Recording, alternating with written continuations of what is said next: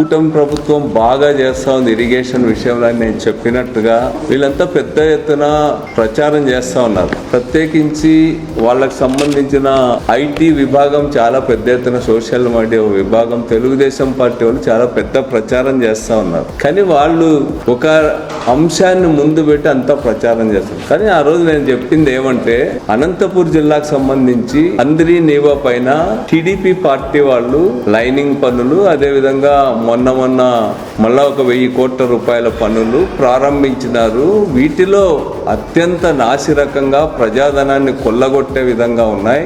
ఇవన్నీ కూడా రైతాంగానికి నష్టం చేసేటువంటి విధంగా ఉంది. తెలుగుదేశం పార్టీ నాయకుల దోపిడీకి తోడ్పడే విధంగా ఉంది.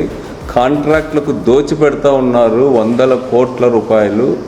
టెండర్స్ ఎక్సెస్ చేసుకోవడమే కాకుండా నాసిరకం పనులు చేసి పెద్ద ఎత్తున ప్రజాధనాన్ని లూటీ చేస్తున్నారు అనేటువంటి విషయాన్ని నేను చెప్పడం జరిగింది. అక్కడ నేను చెప్పింది ఏమంటే, భవిష్యత్తులో మనం మేజర్గా ఏది ఫోకస్ చేయాలంటే, భవిష్యత్తులో రాయలసీమ ప్రాజెక్టులు, ప్రత్యేకించి మిగులు జలాలపైన ఆధారపడిన ప్రాజెక్టులు, కృష్ణా నది పైన ఆధారపడినటువంటి ప్రాజెక్టులన్నీ కూడా ప్రశ్నార్థకంగా మారబోతా ఉన్నాయి. వీటికి నీటి లభ్యత భవిష్యత్తులో చాలా కష్టమయ్యేటువంటి పరిస్థితులు ఈరోజు దాపురించినాయి. మేము ఇంత ఖర్చు పెడుతున్నాము, అంత ఖర్చు పెడుతున్నాము అని చెప్తా ఉన్నారు. అసలు రాబోయే కాలంలో నీళ్లే ప్రశ్నార్థకంగా మారుతున్నప్పుడు కృష్ణా జలాలు ఆంధ్రప్రదేశ్ కి, ప్రత్యేకించి రాయలసీమ లాంటి కరువు ప్రాంతాలకు, ప్రత్యేకించి మిగులు జలాల ప్రాజెక్టులు తెచ్చుకోవడమే కష్టమైనప్పుడు అన్ని అబద్ధాలు, నిత్యం గోబెల్స్ ప్రచారం, కేశవ్ లాంటి కోతల రాయళ్ళు ప్రగల్భాలు పలుకుతూ ఉంటారు.